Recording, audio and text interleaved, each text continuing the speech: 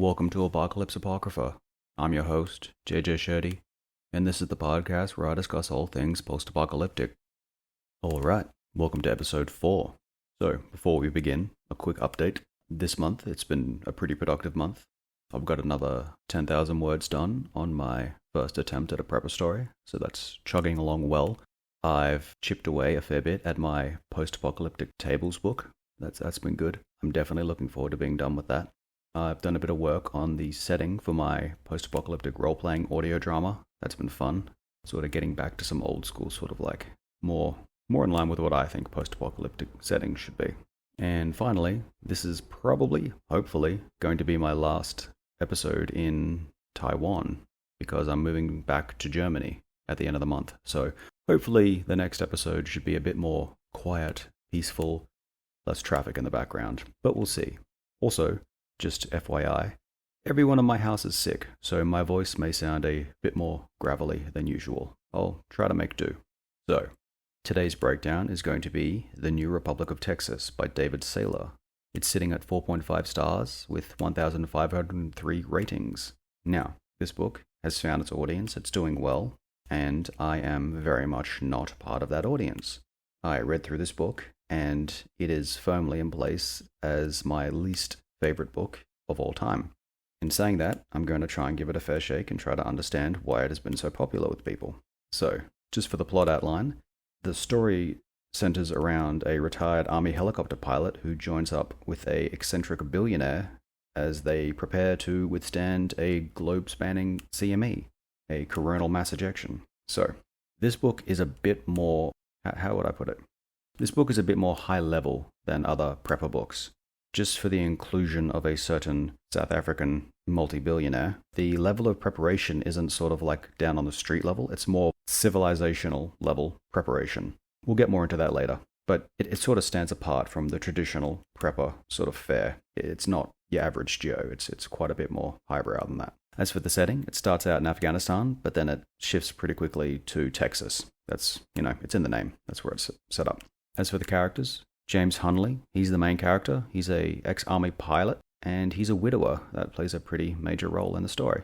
Paul is his old army buddy, and his main contact throughout the story. He's sort of the one who sets him up for the job in Texas. There's a woman called Cynthia. She's a vet, and she sort of plays a strange, traditional prepper role. There's another woman called Melissa, and she's just the romantic interest. Okay, so with the setting and characters and basic plot done, let's just dive into the chapter by chapter. Chapter 1 starts off in Afghanistan, and he's a pro pilot.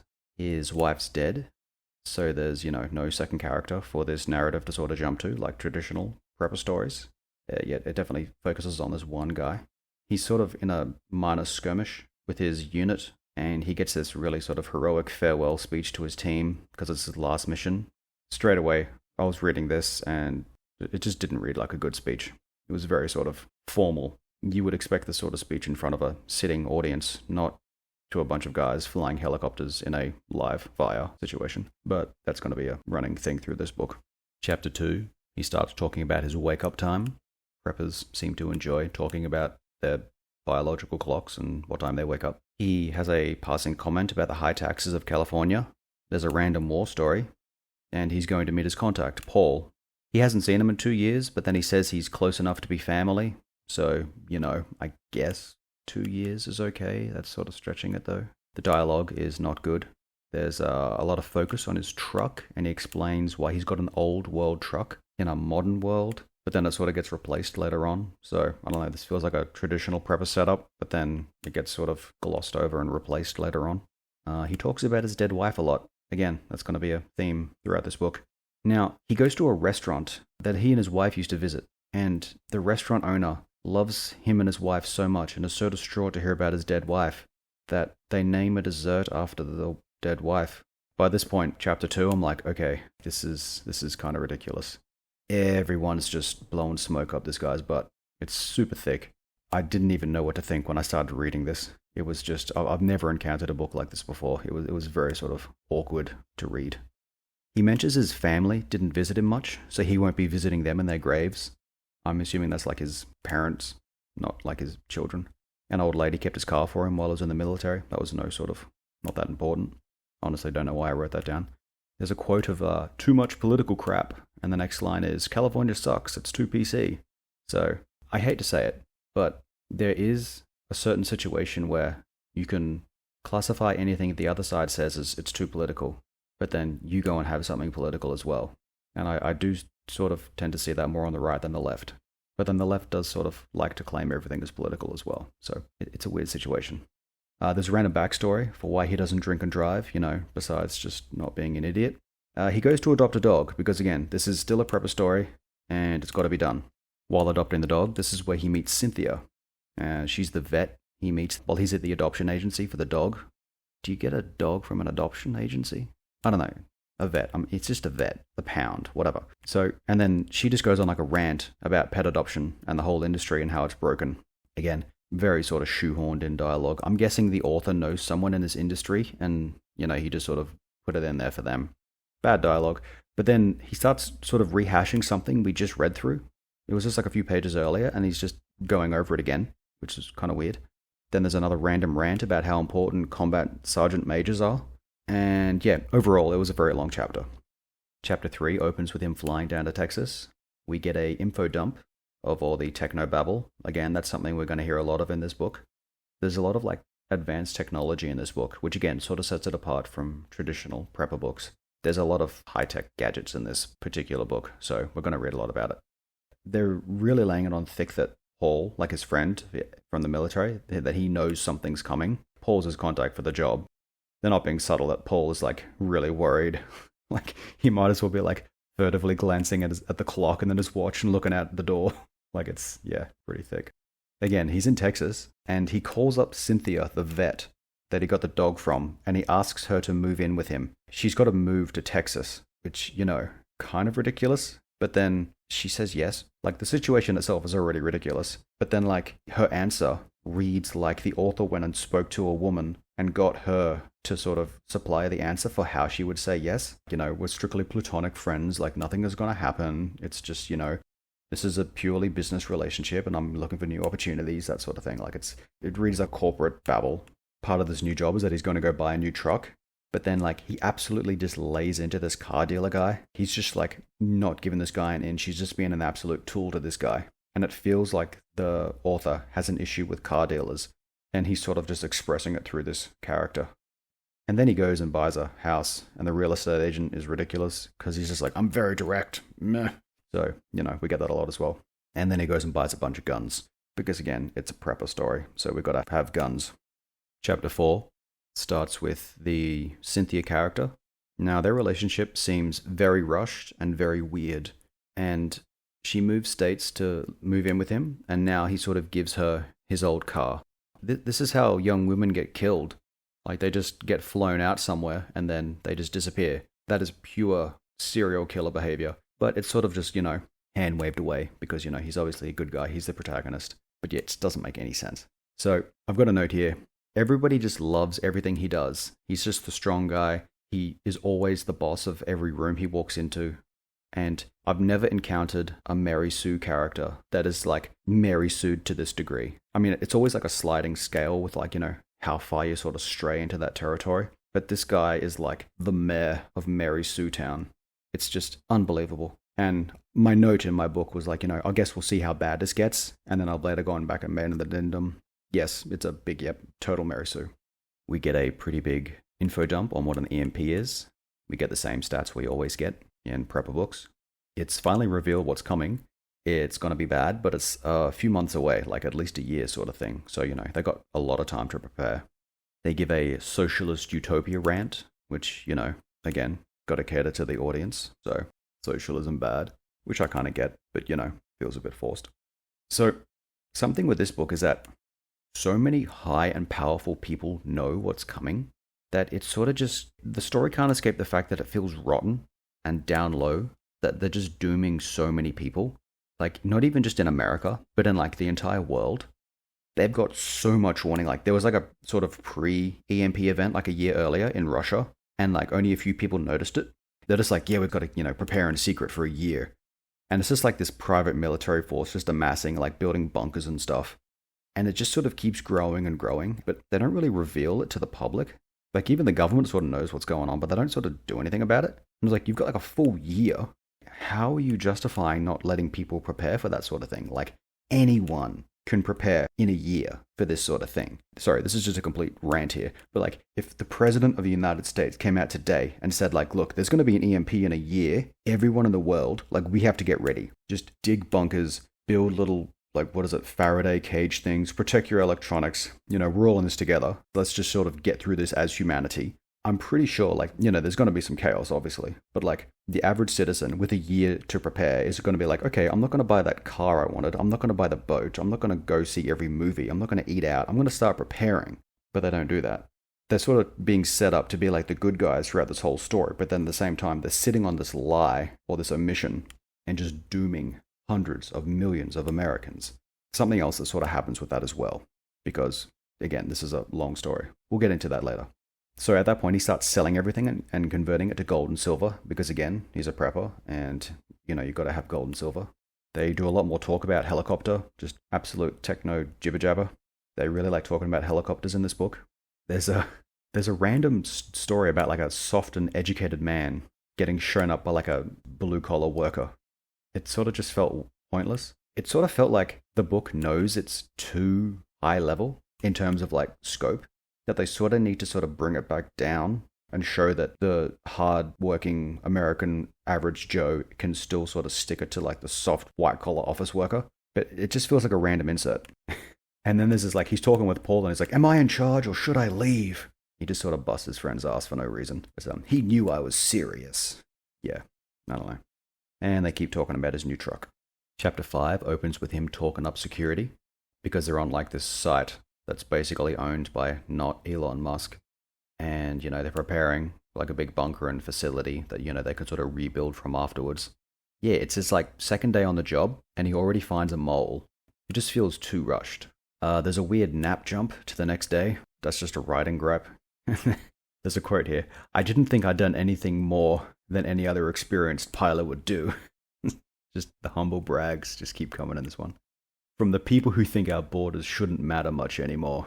Again, just the quotes. One thing I will give props to. They have the character of Leon Tusk, which is obviously Elon Musk. The voice of him is very solid. Like, you read this guy's dialogue and you can picture Elon Musk saying this stuff. So yeah, at this point I was reading through and I was like, it's taken a very long time to get to the event.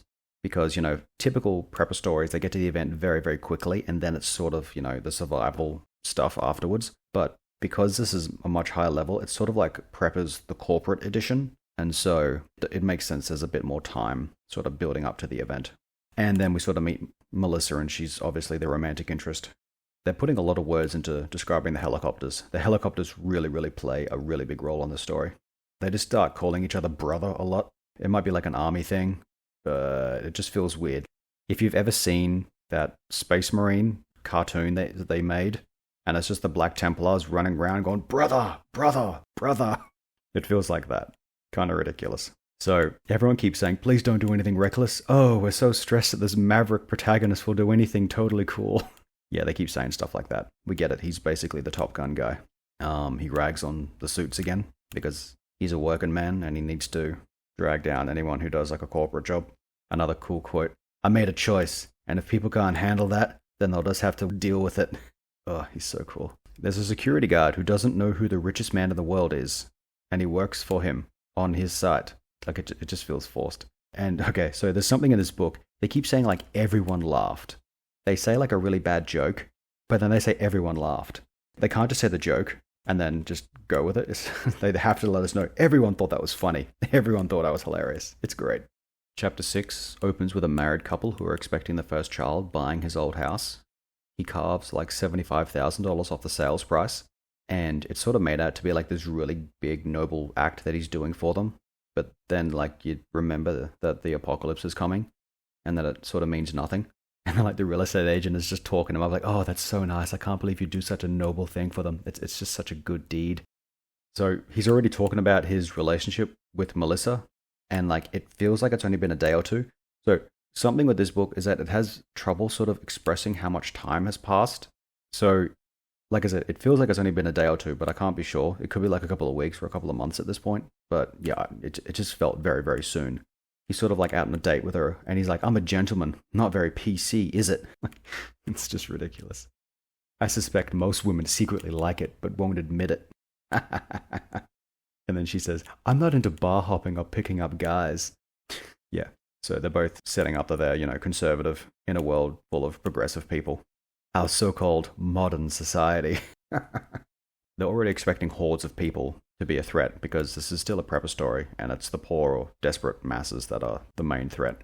They start laying it on thick about how screwed poor single women are going to be. And then it's like, we've been best friends ever since. Again, this is like a time issue. It feels like it's been a week, but I don't know how long they've actually been together.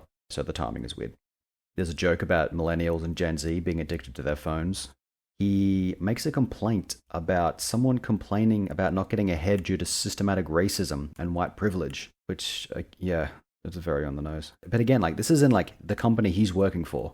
I don't know, it just feels weird. Like, shouldn't this be like the good company that doesn't do this or doesn't even have this sort of stuff? I don't know, it just felt weird. Yeah, they start talking about backstabbing, ladder climbers, victim card carriers, and cowards. These seem to be the type of people the author and the audience probably hates the most.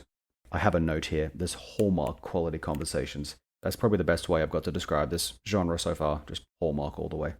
There's a random comment about people who have to make phone calls for a living. Again, this person doesn't like office workers. It's sort of like, if you're a man, you need to be outside, like building something or killing something. If you work in a desk, you're a loser. So he gives someone 100K. And again, it's meant to be a big deal, but he knows everyone is screwed. So I don't know, maybe this sort of like collection of good deeds sort of pays off in like book 2, but like right now it's sort of just like, it sort of just feels like shallow good deeds, I guess. There's a comment about how Texas is worried about other states invading them, which sort of feels like prepper mentality, just at large scale. Texas is obviously ready for the end of the world, and like, people are going to come and take our stuff, which just becomes, states are going to come and try and take our stuff. It's weird how it can just like scale up. Everyone will try to invade us once they realize what we have, which, is sort of funny because they made that problem. Like, they didn't tell anyone, so they sort of set themselves up. They collected all the resources and they just start stealing stuff later on, which is always the way with these prepper stories. And so they're going to have a lot of stuff, which means people are going to want it. So I don't know how much sympathy I have at this point. There's a ridiculous comment. Someone's like, you guys look like such a cute couple. You just look so comfortable together. Sorry, I wrote it in like that stupid SpongeBob language, so I can't really read that nicely. Yeah, and they keep talking about how long the days are. Again, timing is weird. This relationship is weird. This book is bad. Chapter 7, they just start rambling about vehicles, and it just feels like state-level prepping. They're talking about stealing stuff from the federal government before the event. Again, I've had this problem with other prepper books. Their idea of what is acceptable in terms of thievery is vague at best. If other people steal from them, it's bad. But if they steal from other people, it's okay. So they also start talking about scalping soldiers from the US military, which they start doing. Melissa's like, I'm just a simple country girl. I can't even say it. There's a weird little history lesson about biscuits and sausage gravy. I guess that's like American stuff. Yeah, there's a weird double date scene. They start talking about other prepper books, which, got to get in there. We find out the main character's only slept with one woman. Later on, we find out that Melissa's a virgin, naturally. Her big dark secret is that she's a Christian, and she goes to church every Sunday, and she's all embarrassed about it, and she tries to keep it a secret. She thinks she's cancelled for being a Christian. There's a quote, "It's totally acceptable to even assault us." Oh, just the victim mentality here is just unreal. Which again makes me wonder, like, how is this going to fly now? Because Trump's in. I know I've brought this up before, but like, is this stuff going to sell now? I get having this sort of mentality when like the Democrats were in, and like everything was like super woke. But there's been like a massive cultural shift away from that. And so, is this going to fly anymore? I can't see the effect of this being as prominent because the reality is just not there, like, or perceived reality or whatever. He calls his mechanics like rejects, but it's like, why? You picked them. Do a better job next time, man. He performed the most difficult helicopter move, but it was relatively easy in this new aircraft. Part of the whole thing is that there's this fancy new technology. They've made like engines that like super engines, and the helicopters are made out of like graphene or something, like that experimental material that they've been talking about for years. So the helicopters are like super advanced, super fast, super quiet, super everything. And he does this difficult move, and it's so simple for him. He promotes someone he just met via a radio call because they impressed him. Like, he hasn't even read their file yet. He's just like, you're promoted. I'm impressed. And that's something that really happens in this book. There are just promotions flying out. It's just like a minigun of promotions. The worst conversation. You'll have to sign, as you know. I'm well aware of the regulations. Like, why did you put that in? Meaningless conversation. He goes and talks to his dead wife a lot, and then he tells her that he's going to marry this other woman, Melissa. But again, it feels weird because you don't really know how much time has passed. But and then he just gives his assistant a hard time for some reason. He really likes to sort of bust people's balls in this story. I don't know why. It just feels forced. I guess it's to show that he's just a big, strong guy. Chapter 8 begins with the cartels attacking. Because, of course, he talks about his team and he's like, they really impressed me. There's another strong, young female offsider. That seems to be a trend in this genre. The author keeps giving information twice as part of a conversation. Instead of just glossing it over at the second time, or like sort of referencing back to it, they just fully info dump it twice. I don't know if it's because they forgot that they've already said it, or it's just sort of like a double tap method of information delivery. The second time is just there to make sure you get it and remember it. It just feels pointless. There's this thing where like you need to sort of respect your audience enough to not spoon feed them everything. I don't know, is that something we don't do with this audience? It just stands out as weird. You wouldn't expect to see this in like a good book. There's a quote. I could literally see pieces of human. I'm getting nitpicky at this point. Metaphorically, you could see pieces. Like, just never use the word literally. She took out a couple of people in like minutes. They're in a helicopter battle. They're just killing cartel members. But then like, how long is the battle going for? You're facing like cartel members and you've got like a squad of like super advanced helicopters. And she took out 2 in minutes. The sense of time in this book is ridiculous. So because it's his squad of helicopters, or unit of helicopters, or whatever it is, I don't know, he calls them Silent Death because of how well they did in this mission and how well they performed as a team, and he's super proud of them. But this whole like Silent Death thing, that's their motto. So it's not their name, it's their motto. It's going to keep coming up, and it's going to be very irritating. They go down with a bunch of helicopters and they just slaughter a bunch of cartel members. It was a very like one-sided fight. This is the point where like everything goes this guy's way. Like nothing bad happens to him, nothing negative. He faces no negative consequences. There's not even like any pushback. It's just like, well, there is one thing at his wedding, but that's about it, and it's just a joke. So the Mary Sue-ness is extreme. There's a lot of military jargon in this book as well. He breaks regulations again because, you know, he takes his girlfriend out for a joyride on the helicopter because he's a maverick. But god damn it, he gets things done. He promotes someone else. Everyone keeps saying, it's how I was raised. That seems to be another trope here. I'm going to have to write that down as like a recurring trope for this genre. At this point, it sort of skips to the event being in less than 2 weeks. So, again, this came as a surprise to me because it did not feel like, you know, months had passed at this point. There's another character who's read prepper books. The 90% dead in a year statistic is used again. MC gets lavishly complimented. Again, that happens a lot. There's a scene where the Elon Musk stand-in keeps calling the cartel guys drug scum, criminal scum. They can't talk about them without adding the word scum. Like, just imagine Elon Musk just autistically saying scum. Oh, it's gold.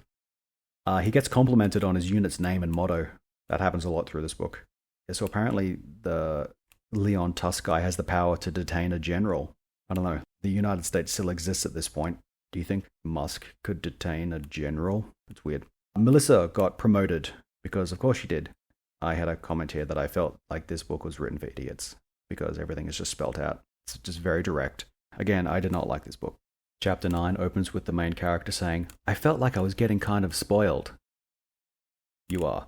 So again, this feels like one of those situations where the author tries to like acknowledge the problem and then sort of hope that just makes it go away, but it doesn't really work because the Mary Sue-ness is too strong. Everyone keeps referring to Leon Tusk as our leader or the owner. Like they don't want to say Leon Tusk too much, so they just sort of use this pseudonym for him. He says he's an authoritarian, but he has a sense of humor, so it's okay. Like, it's okay if they're authoritarian. They're our authoritarian. Oh my god. There's a big meeting that feels like it could be a memo. They start talking about the end of the world, but in the same time they start talking about the guy's girlfriend. Just imagine you're trying to discuss the end of the world with the one guy who can save it, and then you start talking about your relationship in like the same breath. That's sort of like the disconnect we've got here. It feels like this book could be like half the length, but there's a lot of fluff here. The main character really starts, blowing smoke up the owner's butt. His power was almost a physical force. I wonder what he thinks of him now. There's a jab at left-leaning cities for not being good sites for the military, because, again, right-leaning book, gotta have a jab at the left. He gets promoted to a general. The Leon Tusk guy promotes this guy to a general. Your intuition and instincts are godly. So, basically, they have to find a way to keep him flying, because in the military, generals don't do ground fighting stuff. It's not like in the movies. But like once you sort of hit like a certain rank, you're just not fighting. You're leading, organizing everything. You've got guys who do the fighting for you. But that sort of makes for like a boring main character. So they've always got to find a way to get the guy who's in charge to also still be fighting. So, your intuition and instincts are godly. We can't lose that. So they just casually drop that they're going to break away from the USA after the event, which is kind of treason, which is weird considering the audience of this book. In terms of like left versus right, you got to think the right is a lot more patriotic. So it's kind of weird that they have a book where the character's like, yeah, screw the US, we're going to break away and do our own thing. Very odd choice. Everyone started laughing. Ha, ha, ha. There's a very long-winded jab at lefties. It's super overtly political. It's not funny at all. And again, like, just the sort of people that this would go over for would have to be so far right. Everyone knows what the Overton window is. I feel like this book, the window is so far right, like you don't even get like the normies in the middle. Because like you read it and you're just like, ugh, gross. It's just gross. People keep reaffirming and validating his relationship with Melissa, which again, if it's been like a couple of months, it feels weird and forced. It's just like, everyone approves. Good job, man. He asked her to marry him, which again, it feels like it's been a week, even though it's been a few months. It just feels very rushed. So yeah, I just didn't understand it at this point. And lots of women can't help but inspect the engagement ring, and the boys can't help talking about the tank. So, typical gendered behavior right there. Chapter 10 opens with him talking about promoting his aide again. He starts to lament the burden of his unearned position, how he wishes he could fly again. We've got that third act self-doubt. He promotes his friends more. It's just pure nepotism. Now, at this point, I started to realize there's something freaky about a person like this getting into power. He's very, small L liberal with the use of his power. He's just, promoting everyone left and right, but they're only, people in his inner circle. It's like, this is not the sort of person you want getting in power, because they're just gonna, raise up their friends. They're not gonna raise up anyone else. And it's just like, why would you want to be involved with a person like this? Then he has a gripe about bureaucrats and politicians again. Also, just an aside, I know everyone has a word they can't spell. My word is bureaucrat or bureaucracy. I just cannot spell that word for the life of me. Just noodles in my head. Can't do it. Anyway, back to the story. There's an assistant chewing out a minor bureaucrat who is just an assistant. There's one assistant chewing out another assistant. It's just weird. Why? The governor of Texas comes in and just starts praising him, gives him full access. He basically puts himself at the main character's beck and call, because he's just that important. And again, they just start calling each other buddy a lot. So they're on the phone, and there's a few minutes of absolute quiet. Now, I just want you to stop and think about what that would be like if you're on the phone with someone and there's a few minutes. That's at least 2. Imagine being on the phone with someone and no one says anything for 2 minutes. And it's like an important call. Again, this author's perception of time is bizarre. They all just start talking about their feelings, which is weird. I keep talking about the timing because it's just such a persistent problem in this book. I don't know where we are in the timeline. So there's probably going to be a few more notes about that.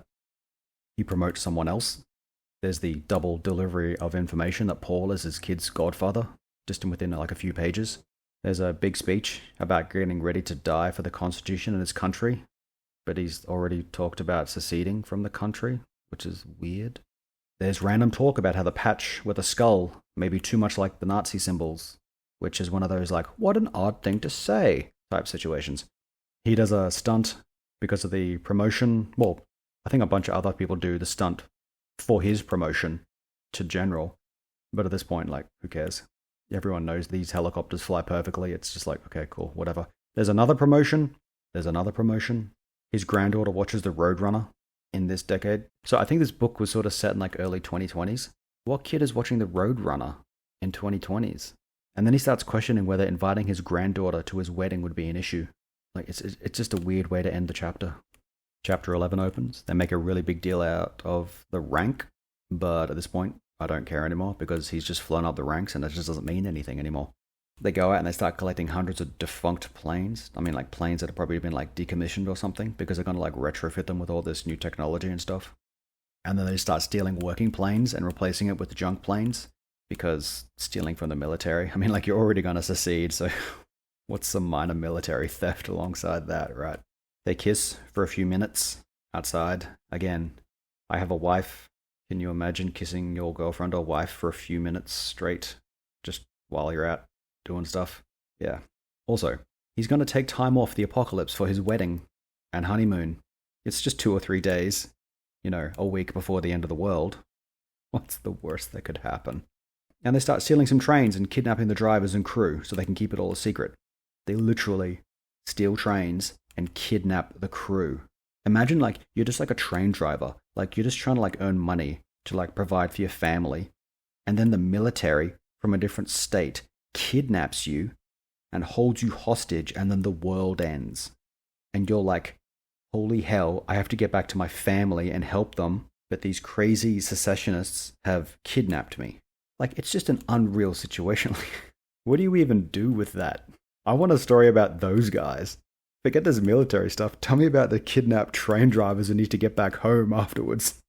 And then there's a joke about military spending reports. Chapter 12, he's worried about what his dead wife would think about this new marriage. But again, who cares? The granddaughter character, she's super annoying. There's a quote, "We both cherished the traditions of the past." Oh, so you're conservative. I didn't know. Thanks. Keep going on about how Melissa is getting the wedding she rightfully deserves. They use that phrase a lot. The wedding she rightfully deserves. Yeah, so they pull off hundreds of soldiers off their work to attend this wedding. And because it's this book, the wedding is perfect. Although, there is one thing that happens. This would be like the one negative thing that happens throughout the entire story. And it's just so forced. It's actually laughable. So some random drunk guy makes a comment about how the main character is too old for his new wife. But like the main character is 44 and she's like 34. Which if you think about it, like I get it's 10 years. I mean, like if it's like 18 and 28, it's like, it's kind of weird. It's not that weird, but it's like, okay, 34 to 44, that's like nothing. But then like this drunk guy causes a commotion at the wedding. So all the guys get like the main character out of there. But then they just tell him what this guy says. And it's like why would you tell the guy at his wedding what this drunk douchebag says while you're getting him out of there, trying to get him away from the guy? It doesn't make any sense. But like, this is the one negative thing that happens to him throughout the whole story. And just nothing comes from it. I've got a note here. I don't think the author understands how long a few minutes is. So he starts stressing out like a schoolgirl. She's worried about being a virgin at 34. Humble brag for the audience. Imagine getting to 44 and you get to marry a virgin who's 34. I guess if you're Christian, that's sort of like the ideal. But in like this day and age, it just feels like a humble brag. Yeah, we're both Christians. And it's okay because he's had sex with one other woman, but she was, he's married to her. So it's sort of like it doesn't count. They go off and they're going to buy another house on the water. It's just like pure wish fulfillment at this point. Like he's already had one house, he's going to get another one. Because they got like the Leon Tusk, they got his like bottomless bank account. They can just buy whatever they want as long as they can sort of like justify it on the, spreadsheets or whatever. They mentioned that she was saved at 15, but she said she was saved at 10 a bit earlier. Like, I don't know, that's just like a weird like canonical error. Yeah, there's lots of Christian sex, which is about as bland as you can expect. I won't deal with unethical people. Me neither. I have very definite boundaries. I'm glad we agree. That's the level of conversation we have in this book. Yeah, they go to the beach home. The news of the coronal mass ejection leaks, and people just instantly go crazy. It's not even like, there's a build up to it. It's just like, oh, by the way, the world's ending. Madness. So again, there's a timing issue here. They have like a 20-second conversation, and in that time, a couple got beat up and mugged, and they just didn't do anything about it. You're trying to set this guy up to be the good guy hero, and all this bad stuff is happening around him, and he just doesn't do anything about it. So yeah, he lets that couple get mugged. Whatever. I hope the house survives, but if something happens to it, we'll still have the property. Why is that there? Oh, he knows the end of the world is coming, but he's worried about property rights. They meet an older couple, sort of fleeing, and they invite them to stay with them. He gives a speech about the media needing to get right and accurate information out to the people when they've been sitting on the CME for a year. Imagine that. You know the end of the world's coming. You could have told everyone. but you didn't. And then you're like, oh, the media has a responsibility to get accurate information out to the people. Shut up, man. You suck. Sorry, I'm getting angry just thinking about this book. So the guy from the elderly couple they brought back just happens to be an ex-Marine helicopter pilot. Imagine the odds. And yeah, at this point, it's been months since all this started. And yeah, just the ability to convey time is ridiculous. The real estate agent who sold them the house wants to stay there because we were just getting like the same characters recycled. Everyone laughed. He just keeps saying it. He makes a joke. Everyone laughed. Everyone thought that was really funny. Like, they're getting shot at. Oh yeah, by the way, they're getting attacked by like cartel members as well. This is the weirdest scene in the book. They're getting shot, like the cartel attacks. The real estate agent comes and like hides with them. They're getting attacked. And he's like, everyone's laughing at my jokes. It's just, I can't even describe the scene. It's ridiculous. Yeah, the action was very bad as well. They start talking about like helicopter specs and like they start talking about their motto. They're getting overrun. Like they're in like a normal beach house. It's getting shot at by cartel members. There's helicopters flying around shooting people. And he starts making jokes. Everyone's laughing at the jokes. And then he starts talking about like his unit's motto. Like it doesn't make any sense. And then he offers this old guy a job because, you know, he's an ex-helicopter pilot. I mean, like, what good fortune, right? Might as well offer the guy a job. And of course, the real estate agent has a gun because it's Texas. Why not? That's fair enough. And yeah, so they keep saying MS-13. It's like trash. This MS-13 trash. MS-13 piece of filth. Scum. Yeah, this is like the big battle of the book, and it's not worth it. It was very ridiculous.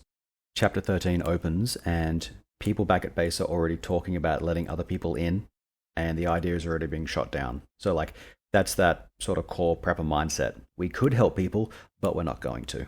So there's this line about like socialist crap because they start talking about like electing leaders in the middle of the crisis. But like, who's really going to do that? Like, the world's going to end. There's a guy who's preparing for it the whole time. And you're like, we should have elections. It's like, no one's going to do that. But the story needs that to happen so they can shoot it down. Like, it doesn't make any sense in the first place. They just need it so they can shoot it down. They thought that was hilariously funny. He just keeps saying that. Again, like, the world is ending. You give a bad joke and you're like, God, everyone thought I was hilarious. Yeah, they have like a white flag that represents their loyalty, which, you know, they have as they're seceding from the United States. That was such a great speech. And yeah, they secretly upgrade his truck as a surprise because, you know, everything has to go this guy's way. He talks about sneaking off to fuck his wife because, you know, after the battle and they've just seceded from the United States and the world's about to end. What else are you going to do except have good Christian sex with your wife? And then they pray right at the end. And that's how the book ends. It just ends. Has sex with his wife, prays, that's the end of the book. And the event doesn't actually come yet. It's getting close. But yeah, so that is New Republic of Texas. Okay, so let's take a look at the writing style. Everything in this book is dumbed down and told direct. There is absolutely zero subtlety. There's no like subplots or themes or anything. It's just like straight up, it is what it is. There's nothing underneath. Things are repeated. Even though they were just told, they're repeated again, just in case you missed it the first time. The story is clean. It's aimed at Christians. There's little to no swear words that I remember, and the violence is all sort of very clean and off-screen. They're gunning down cartel members, but it's all very, you know, sanitized. You don't actually see it beside the odd, like, reference to it. There's an insane amount of focus put onto the special materials used by the military aircraft and the, you know, super engines. Lots and lots of techno-babble in this book. Everything goes the main character's way. Nothing goes wrong for him. It's all too convenient. He doesn't grow or change. Everything unfolds perfectly for him. He's given a high-ranking position in an organization that's set to survive the apocalypse, and then he just rockets up through the ranks. He's got a near-endless fountain of cash, and people just rush to give him praise. The elite of the elite are at his beck and call. This is literally the worst case of Mary Soonis I've ever seen in my entire life. I want to say, like, it's not extremely right-wing, but it is very cemented right-wing. So the jabs that left are constant. Again, I'm not sure how this will fly since Trump won.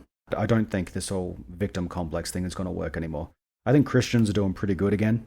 It sort of feels like 2010 era. I just don't see this working as well as it could have like 2 or 3 years ago.